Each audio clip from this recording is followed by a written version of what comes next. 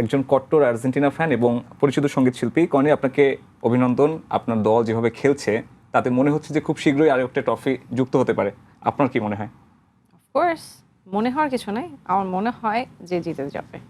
জিতেই যাবে, কিন্তু এখনো তো দুটো। আপনি তো কনফিউজড কেন? আমি কনফিউজ, কারণ ফুটবল ম্যাচ তো দেখা যাবে যে কোনো একটা ম্যাচে যে কোনো একটা দলের ভাগ্য পুড়তে পারে, যেমনটা আমরা দেখেছি ব্রাজিলের ম্যাচে কিংবা পর্তুগালের ম্যাচে। এক্স্যাক্টলি। আপনি তো পর্তুগাল করেন, এবং এইজন্য আমি হাতটা দেখালাম। অ্যাজ রাইভাল ফ্যান আমরা চাচ্ছি আর কি যে আর্জেন্টিনার এই জয়ের রথ আসলে কবে থামবে, কিন্তু 22-এর পর থেকে মনে হচ্ছে না যে আর্জেন্টিনাকে আসলে কেউ থামাতে পারবে। আপনার কাছে এই চলতি বিশ্বকাপের পারফরমেন্সটা কেমন লাগলো এবং মনে হয় যে ইংল্যান্ড সেমিফাইনালে আটকাতে পারবে? দেখেন, আমরা কিন্তু প্রত্যেকটা খেলা মানে সবগুলো না দেখলেও আমরা কিন্তু লাস্ট দুটো ম্যাচের কথা যদি বলতে চাই, লাস্টটা কি হলো যে একদম 15 মিনিটের মধ্যে 3টা গোল, এটা আসলে একদমই একটা কি বলবো, এটা একটা জাস্ট মিরাকেল আর কি আমি বলবো। মানে এটা আমরা কেউ এক্সপেক্ট করি না যে এরকম ভাবে আসলে গোল দেওয়া যায় লাস্ট 15 মিনিটের মধ্যে, ঠিক আছে? মানে এটা আর্জেন্টিনা করে দেখিয়েছে।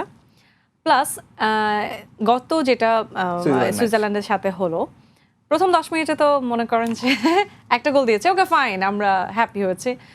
দেন যখন আরেকটা ওনারা গোল দিল অপোজিট পার্সন, মানে অপোজিট দল, তারপরে দেখি অনেকক্ষণ ধরে প্রায় 90 মিনিটস খেলা হয়ে গেল, কোনো গোল নেই।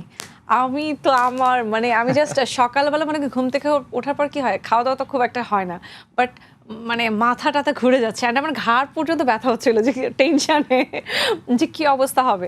দেন লাস্টে যে 2টা গোল মানে করলো, এটা অসাধারণ ছিল আসলে, অসাধারণ। এবং যেমনটা আসলে বাট আরেকটা ব্যাপার হচ্ছে আপনাদের যেমন মানে প্রত্যেকের কথা যে মেসি ছাড়া আর্জেন্টিনা মানে জিরো, রাইট?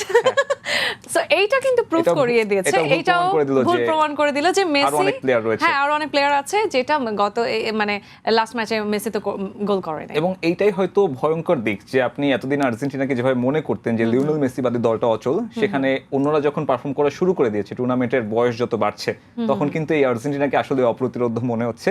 আরও একটা জিনিস আমরা সামাজিক মাধ্যমে দেখি, বলা হচ্ছে যাদের হৃদয় আসলে খুব দুর্বল তাদের জন্য এখন সময়টা কঠিন, মানে আর্জেন্টাইন ভক্তদের কথা বলছি। প্রতি ম্যাচে তারা যেভাবে আসলে শেষ মুহূর্তে গিয়ে যেতে মানে আমাদের হার্ট ব্রেক করে দিচ্ছে আর্জেন্টিনা। মানে আমরা নিজেরা বলছি যে কেন তোমরা তো জিতবাই, তাহলে কেন আমাদের আগে থেকে এরকম ভয় দেখাচ্ছ? এরকম তো সবাই কমেন্টস করছে আর কি। পরবর্তী ম্যাচের আগেও কি মনে হচ্ছে যে হৃদয়টা একটু শক্ত করে রাখা উচিত? যে শুনেন, মানে আমাদের তো একটু ভয় লাগবেই, যেহেতু এখন আমরা সেমিফাইনালে উঠে গেছি, তো সামনে খুব বেশি খেলা নেই ফাইনালের কাছাকাছি, সো একটু তো টাফ হবেই, কারণ প্রত্যেকটা দলই কিন্তু সব কোনো না কোনো দলের সাথে ফাইট করে কিন্তু এখানে আসছে, এবং তাদের এবং অনেক অনেক খেলার মানে ওয়ার্ল্ড কাপে দেখা গেছে যে অনেক অনেক ইয়াং খেলোয়াড় জয়েন করেছে যারা খুবই ভালো খেলছে। এক একজনের নতুন নতুন করে এক একটা দলের এক একটা প্লেয়ার নাম আসছে, ঠিক আছে? সো এবার খেলাটা খুব জমেছে আসলে গতবারের তুলনায়। গতবারে যদিও মানে ওয়ার্ল্ড কাপ জিতেছে আর্জেন্টিনা, আমরা ওই টাইমেও আমরা ছিলাম একসাথে, খেলা দেখেছি কোনো না কোনো চ্যানেলে, আপনার সঙ্গে মনে হয় গল্প করছিলাম। সো এবারটা অনেক টাফ হবে।